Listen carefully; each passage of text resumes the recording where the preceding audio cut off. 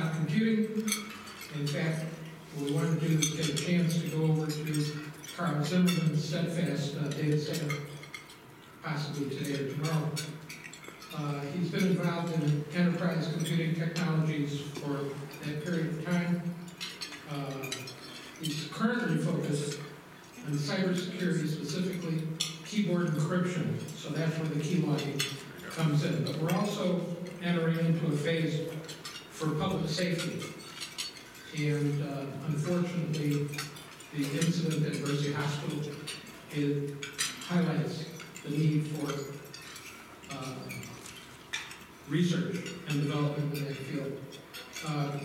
Just to give you an idea as far as where he's been a trusted authority, it's been the U.S. national laboratories, including Argonne, Los Alamos, Sandia, and Oak Ridge. So you have to know what you're doing to be aligned with the individual labs. And it's an accurate number, 350 triathlons. So to give enough time so that Randy can go through this, what I'd like to do is introduce Rnd Premont.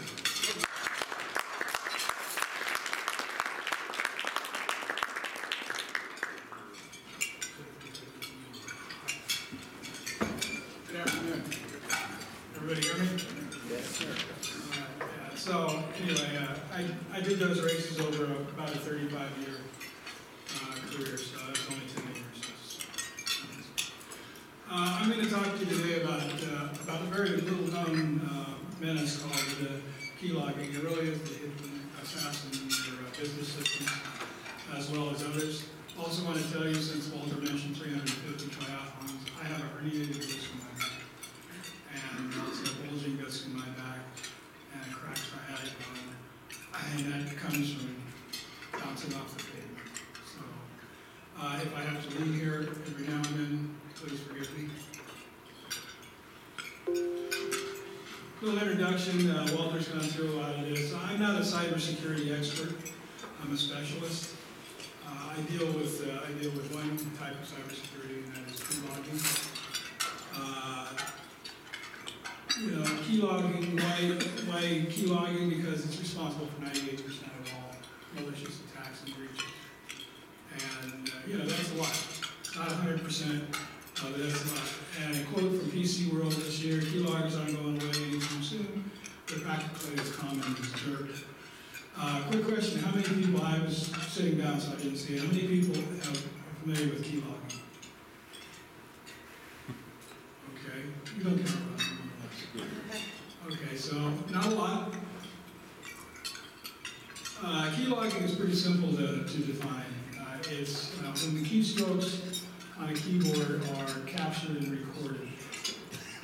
And so everything you type, if you've done key log, and you can be key logged on any device that has a keyboard, including servers, including virtual machines. Anything you type and everything you type is being recorded and transmitted to a criminal location using the internet. And then it's sold. That information is sold on the dark web, and it's sold in many different formats, many different ways. So, and depending on what's been captured, whether it's financial data, medical records, patient data, whatever it is, the price goes up for things like medical records and healthcare records and insurance data and things like that. So a typical medical record sells on the dark web for about $1,500 a person. But you can buy anything, any information that you desire off the dark web, ranging from about $10 for something trivial to $1,500 a medical record. And then a lot of the ransom is paid in Bitcoin, so it's very interesting. So, just to explain to you, what gets captured on the internet. So, typing in your usernames, typing in passwords. Keep in mind, everything you search in a browser is being captured, so they know where you're going, they know where you've been. And if you've got a smartphone, I assume everybody's got a smartphone, they capture your data dictionary. And the data dictionary in a smartphone is everything you've ever done with that phone. you know, it's something to keep in mind. I'm not trying to ruin your life, I'm just trying to tell you.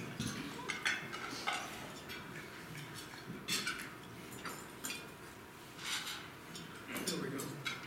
Go backwards. How do you know if you've been keylogged? You don't. It's undetected. Okay, I'll let that sink in for a second, because it's undetected. You know, standalone keyloggers are completely undetectable.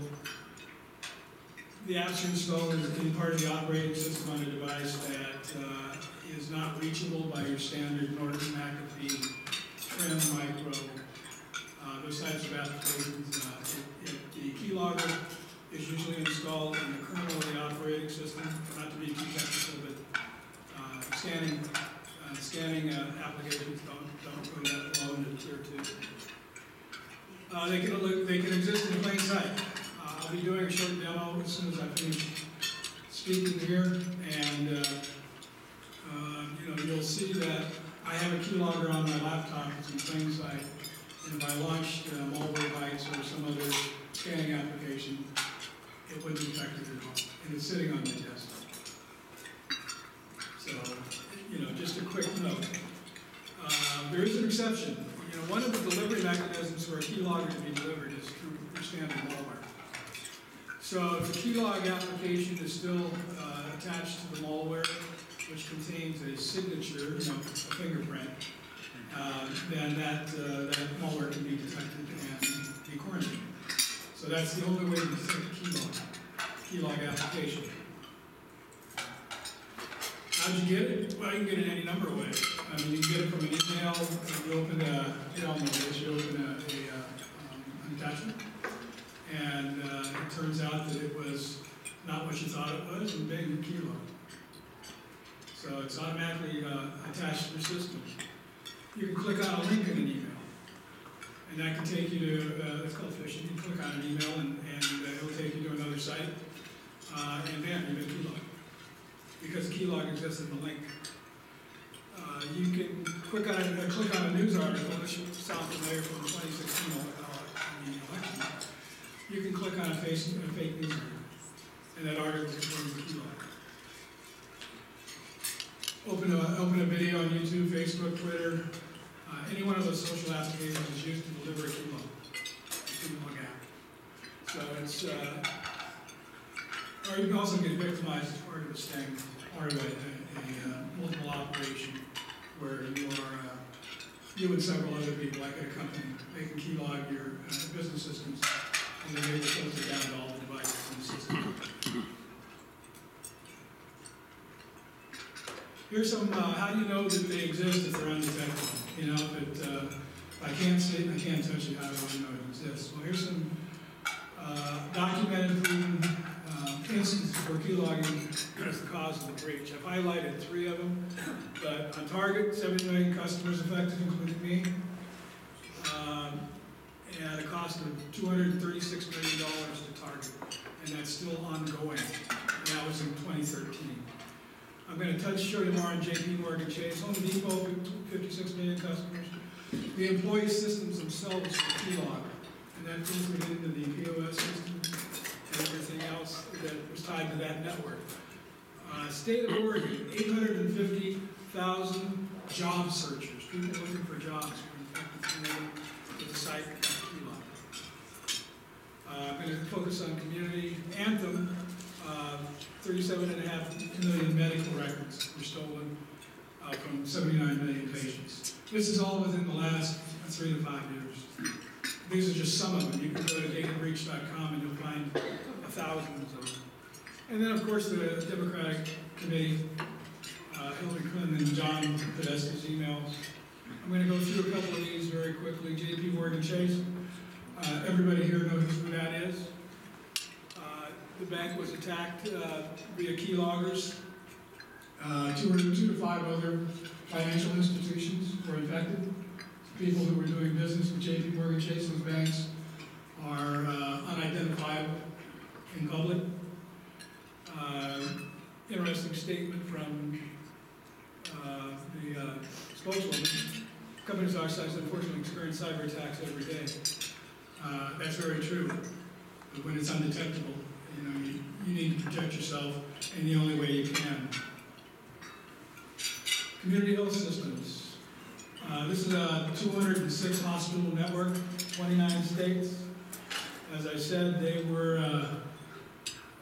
had several million medical records stolen from 79 million patients. Once again, these are documented. You can Google on these and find this anywhere. I want to talk about the democratic thing, because this has to do with the Russian involvement.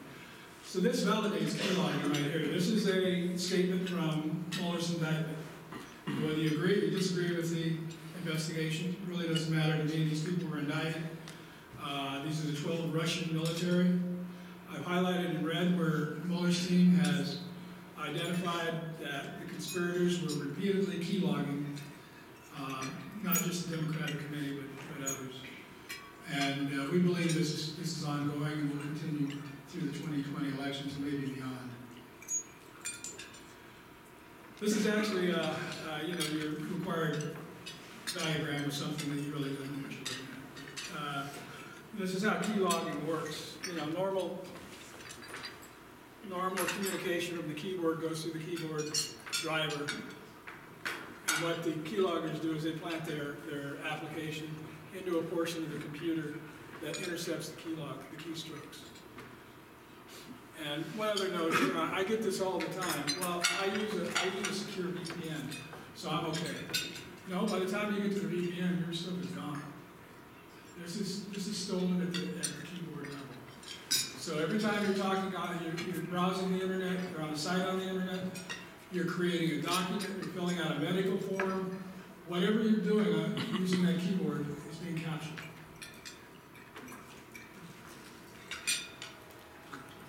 Now, this is what we recommend. It's an application called Guarded ID. I'll let you read it. It's the only thing out there that completely protects from keyloggers. You can Google on keylogging and you'll see people claiming to have applications that can encrypt your keystrokes. They don't. And most of them are free, but this product holds 9 U.S. patents and a little caveat, my brother-in-law is just retired as a 30-year trademark and patent judge in D.C., and he reviewed the patents for me, and they are solid gold. But anyway, this protects your desktop, laptops, tablets, smartphones, different product names on smartphones. But this encrypts your keystrokes, so even when they're stolen, and they will be, this doesn't stop the keylogging, this just encrypts your keystrokes. Nobody can stop it. So, in lieu of that, we encrypt the keystrokes so that they get nothing.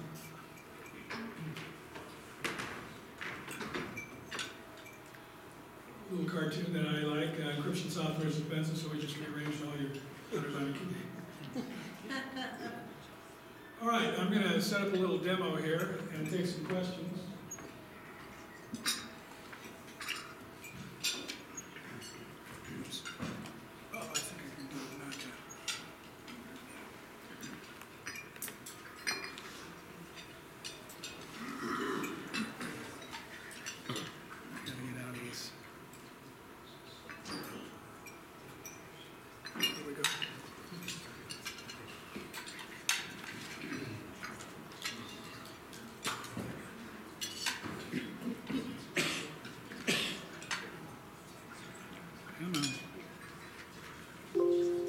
Yeah, big kilo.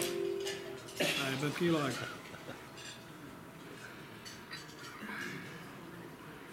I got in between visions, I can't see much of that. Okay. Don't pay any attention. See that sticky note up there? That's actually a password to one of my systems. That shows you how secure I am. Okay, this is an actual keylog app. You see it up here on my desktop. It's called Keylogger. It's very stealthy. Nobody can figure out what it is. This is what is actually implanted. This is what the keylogger sees on his end. Okay, so the keylogger will have hundreds and even thousands of these little applications up on big screens in an auditorium or a garage or wherever these guys are doing business. So he may be looking at 1,000 different systems simultaneously. Okay, so this is what this looks like. Down here in the corner here, this little G is the guarded ID app that I told you about. The guarded ID keystroke and protection is right there. I've got it disabled. So let me get to a browser. Okay, so up here. So now I'm at the browser level.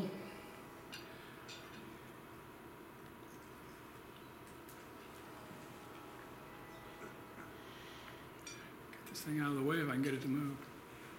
Okay, let me start the keylogger. Okay, now this thing's going to start recording now.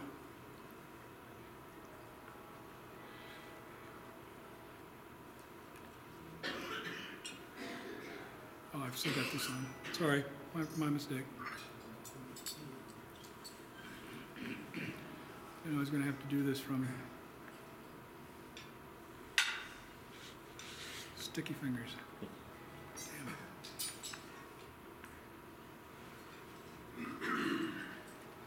So I'm going to disable the application. Now you can see it says red D up there. So I'm going to start typing again. Okay, it sees the backspace.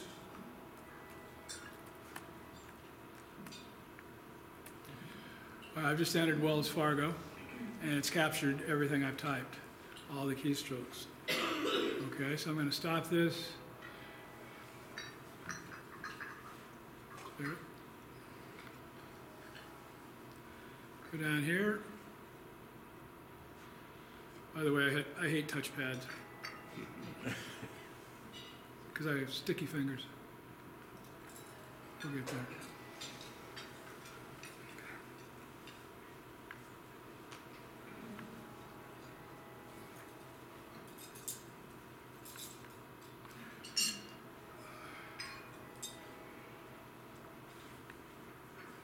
Now we've enabled it, and we're going to go back over here and type again.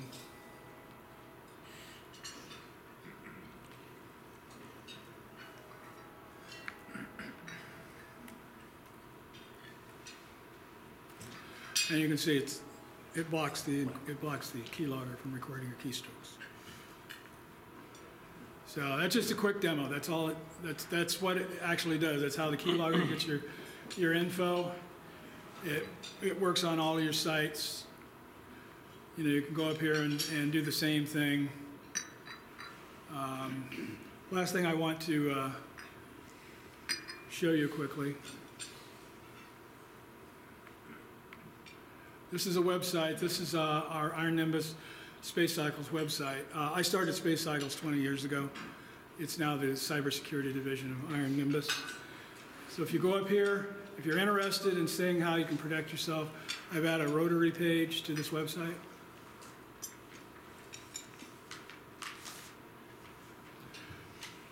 And since it's on my computer, there's a password that you'll need to get in to this. I've stayed logged in, so I didn't need the password to log in, but the password is Rotary 2018. And you get 20% off. We don't do free trials, but it's a money-back guarantee. This is not a sales pitch. I'm just giving you the opportunity to test it, see what you think. So with that, I will take questions. So is the Rotary a small R? Capital R. Capital R, okay.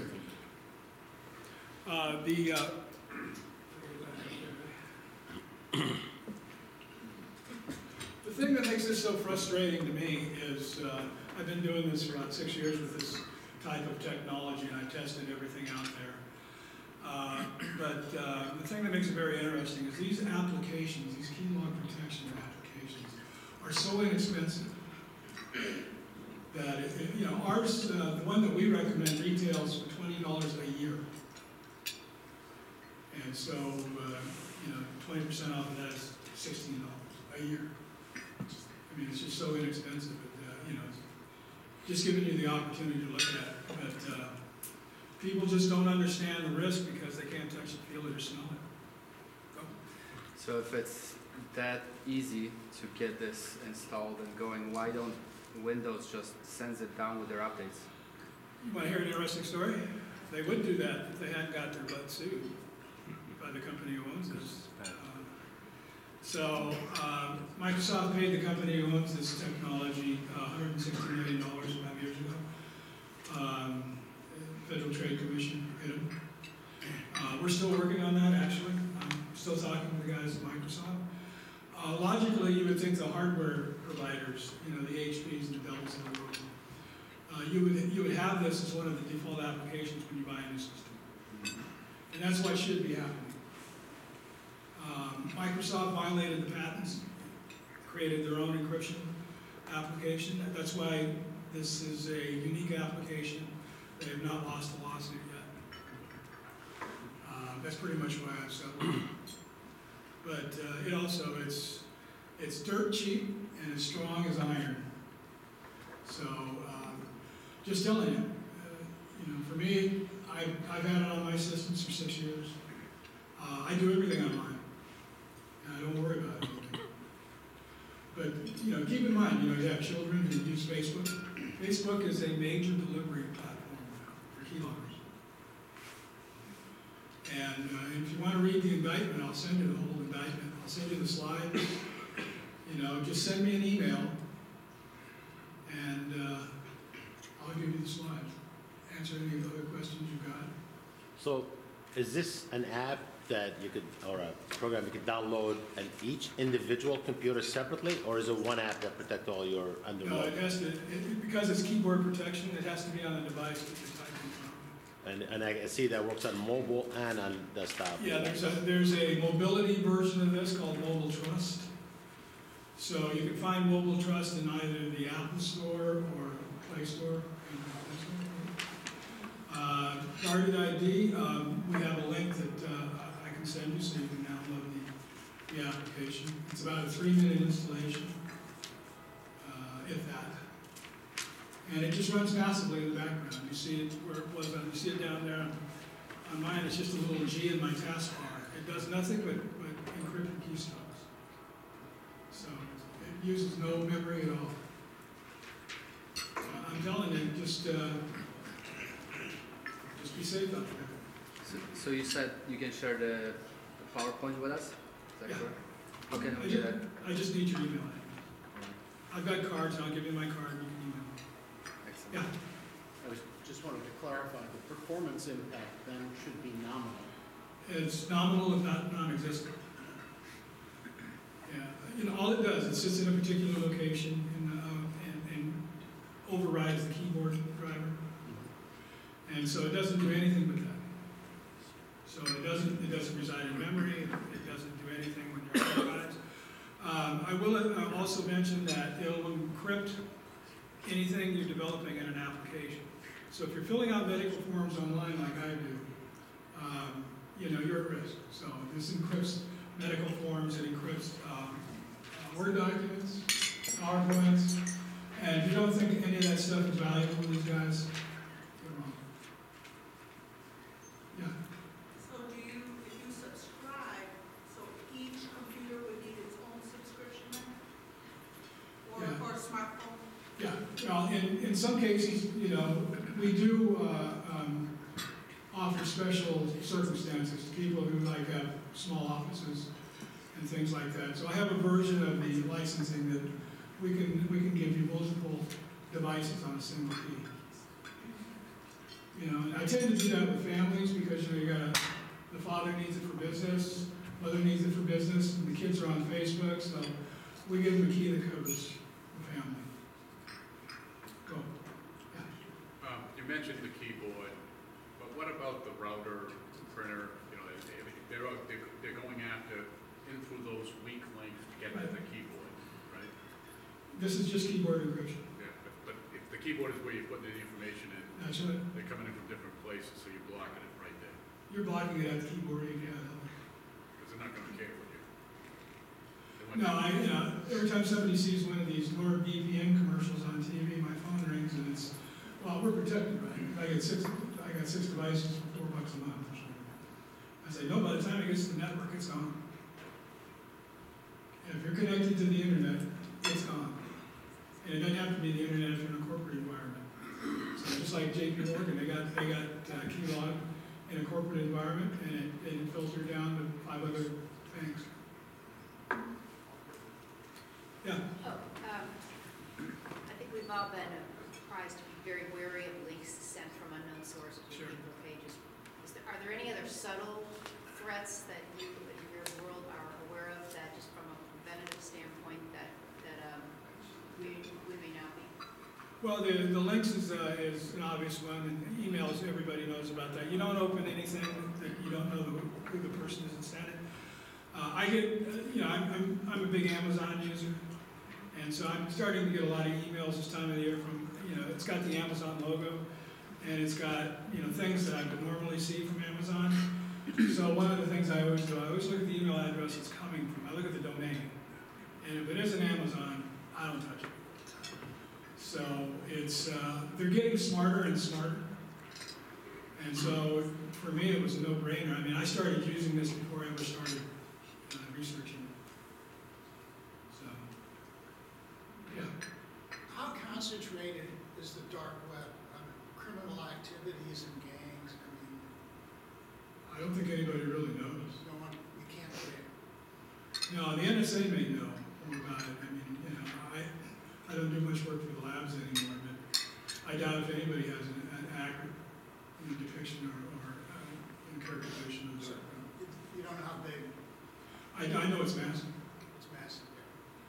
and it's very concentrated, and with our current political environment, there's a lot of people who don't like us. Well, they don't like us to begin with. But it's dangerous. It's like Pompeo said, it's a nasty, dangerous world. Nobody really knows. No. Yeah. How about the risk with fingerprinting on your phone or facial recognition? Can that be? If it doesn't come from the keyboard, this won't protect you. And so there are other elements of these devices that you can protect yourself. But if it doesn't come from if the fingerprint mechanism is on the keyboard, it won't matter. This is strictly keystroke encryption. It's not encryption that's going to protect you from anything else except typing on your keyboard. And that's all it does, but it does it less expensive and better than anything that I know of. And, I tapped into a lot of resources that track these applications. Like I said, you'll find some free applications that talk about keyboard encryption on the internet. But I do that about once a month, and then I test them, and they don't do it. Randy, thank you so much.